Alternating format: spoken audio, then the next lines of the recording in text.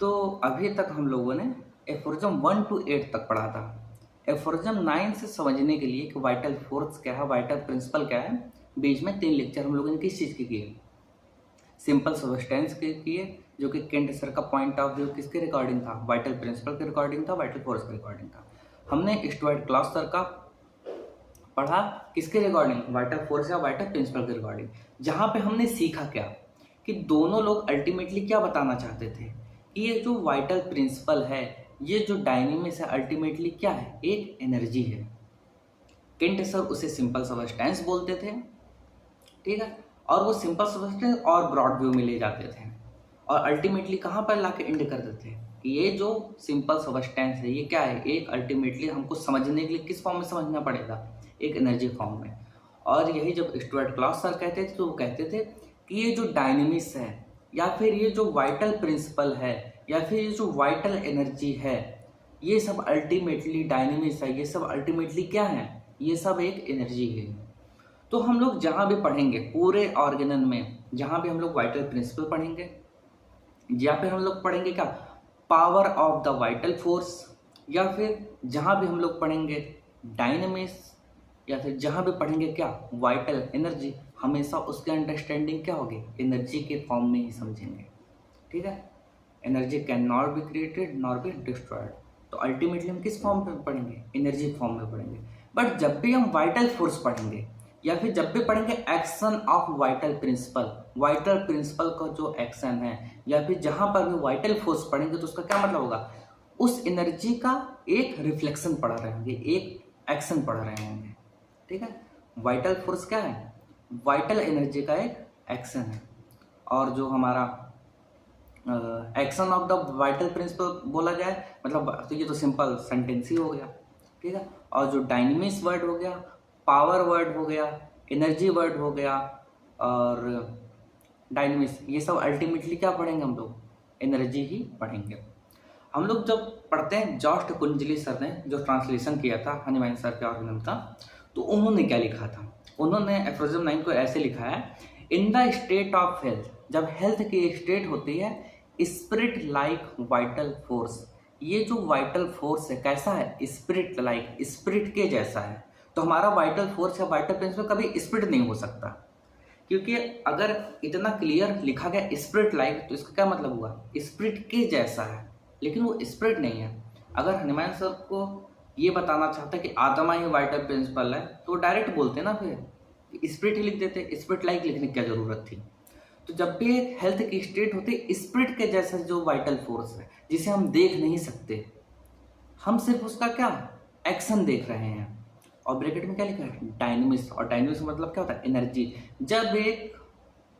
Health की state होती है तो ये जो एनर्जी है, एनिमेटिंग द मटेरियल ह्यूमन, जो मटेरियल ह्यूमन है इसे क्या प्रोवाइड करती है, एनिमेशन प्रोवाइड करती है। एनिमेशन मतलब क्या, जीवित, हमें कैसे दिखेगा कोई, किसी के अंदर जीवन है या नहीं है, तो वो कौन प्रोवाइड करता है, एक एनर्जी है। वो एनर्जी क्या करती है, एनिमेशन प्रोवाइड करती है मटेरियल ह्यूमन ऑर्गेनिज्म को रिगेन इन सुप्रीम अथॉरिटी। अब वो क्या, पूरी की पूरी अथॉरिटी होती है किसके ऊपर, मटेरियल बॉडी के ऊपर। ठीक है, तो यहाँ पे आगे समझ में कि हनीमैन सर क्या करना है, स्पिरिट के जैसा ये जो वाइटल फोर्स है वो अल्टीमेटली है क्या, एनर्जी है। तो यही एनर्जी क्या, एनिमेशन प्रोवाइड कर रही है मटेरियल ह्यूमन ऑर्गेनिज्म को। अब हम लोग पढ़ते हैं आर डी डटजन सर का ट्रांसलेशन, जहाँ पर क्या लिखा है, in the healthy condition of man, जब एक मैन एक हेल्दी स्टेट में होता है, द स्पिरिचुअल वाइटल फोर्स, क्या लिखा गया, स्पिरिचुअल वाइटल फोर्स, एक ऐसा वाइटल फोर्स जो कि क्या है, स्पिरिचुअल है, एनर्जी वाला है, मतलब एक एनर्जी, आत्मा के जैसा वाइटल फोर्स है। ब्रैकेट में क्या लिखा, ऑटोक्रेसी। ऑटोक्रेसी का मतलब होता है जो अकेला राज करे, जैसे एक घर का एक मालिक होता है वो अकेला राज करता है, वहाँ का उसके ऑटोक्रेसी चल रही है। ठीक है, तो ये जो स्पिरिचुअल वाइटल फोर्स है, ये जो एनर्जी है वो क्या करे, हमारे एक हेल्दी कंडीशन में क्या होती है, बॉडी के ऊपर क्या करे, उसका अकेला राज होता है। द डायनेमिक्स, ब्रैकेट के क्या लिखा था, द डायनेमिक्स, मैं से डायरेक्ट भी लिख सकते थे कि ये जो स्पिरिचुअल वाइटल फोर्स है that animate the material organism, but उन्होंने क्या लिखा, कॉमा लगा के क्या लिखा, द डायनेमिक्स। तो डायनेमिक्स वर्ड की मीनिंग क्या हुई, एनर्जी, क्योंकि हम लोगों ने कहाँ समझा, कैंटी सर की फिलॉसफी समझा और स्टुअर्ट क्लॉस सर की फिलॉसफी समझा कि जब भी एक हेल्दी कंडीशन होगा मैन का, ये जो स्पिरिचुअल वाइटल फोर्स है जो कि क्या है, ऑटोक्रेसी है, जो कि अकेला राज करने वाला है, द डायनेमिक्स, यही क्या है, एक एनर्जी है that animate the material body, bracket में क्या लिखा है, ऑर्गेनिज्म। एक ऑर्गेनिज्म को एनिमेशन कौन प्रोवाइड कर रहा है, एक एनर्जी प्रोवाइड कर रही है, जो कि क्या है, एक एनर्जी है, एक एनर्जी है जो कि हमारे मटेरियल बॉडी को एनिमेशन प्रोवाइड कर रही है। दिख रहा है कि आदमी क्या है, जिंदा है, सजीव है। कामा रूल विथ अनबाउंडेड स्वे, बाउंडेड का क्या मतलब हुआ, बाउंडेशन, अनबाउंडेड मतलब जिसका कोई रोक टोक ही नहीं है, वो बिना किसी रोक टोक के क्या कर रहा है,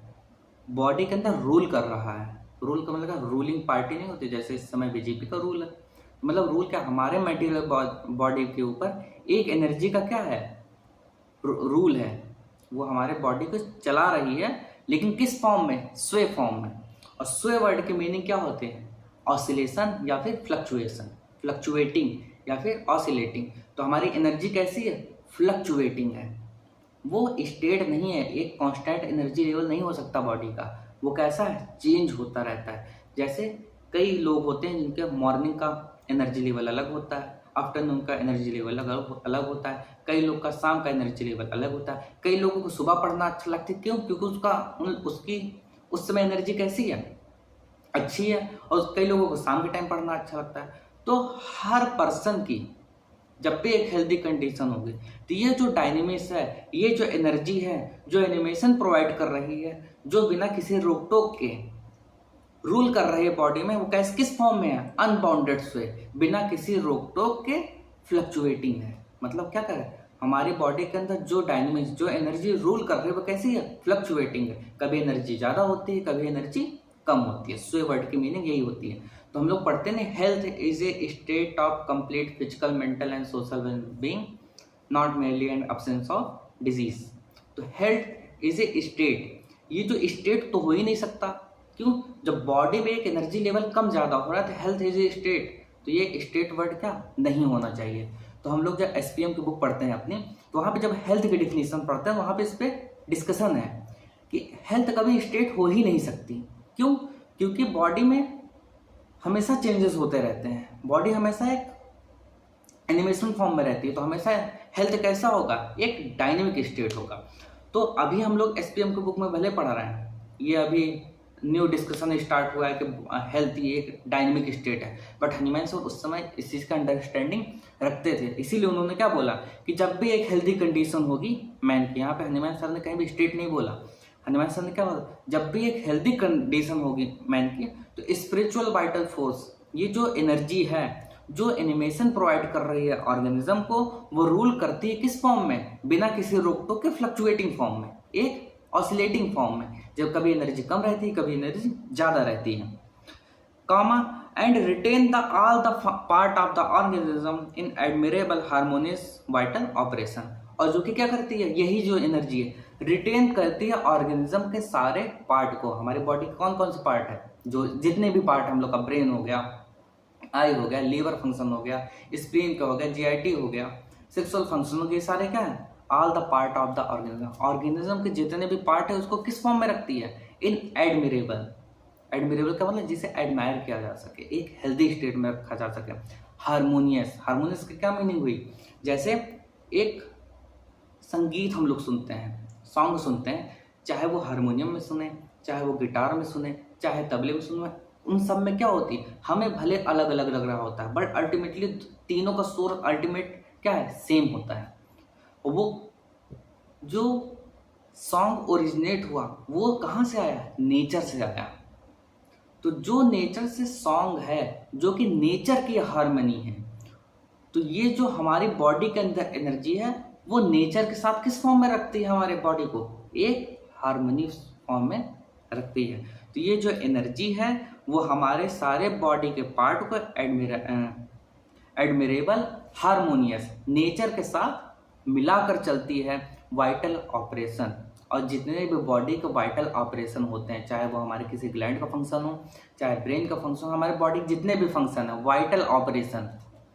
वाइटल ऑपरेशन जैसे वाइटल ऑर्गन है हमारे जितने भी वाइटल ऑर्गन के जो फंक्शन है उन सारे फंक्शन को क्या रखती है, एक हार्मोनियस फॉर्म में रखती है, एडमिरेबल फॉर्म में रखती है।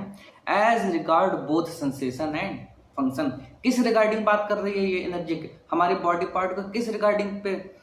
क्या नाम है रखती है, ये सेंसेशन और फंक्शन, उनके जो भी सेंसेशन होंगे और उनके जो भी फंक्शन होंगे उसको क्या एक हार्मोनियस फॉर्म में रखती है। तो हमारी बॉडी में अगर सेंसेशन गलत आना शुरू हो जाए, मतलब क्या बॉडी के फंक्शन क्या होना स्टार्ट हो गया,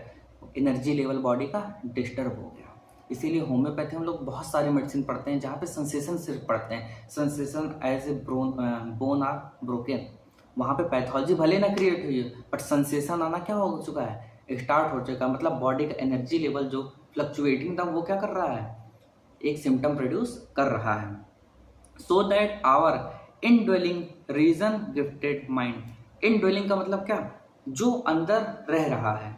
इनड्वेलिंग का मतलब अंदर रहने वाला। तो हमारे अंदर जो ये जो माइंड है, माइंड हमारा ब्रेन नहीं है, सेरिब्रम सेरिबेलम ये माइंड नहीं है,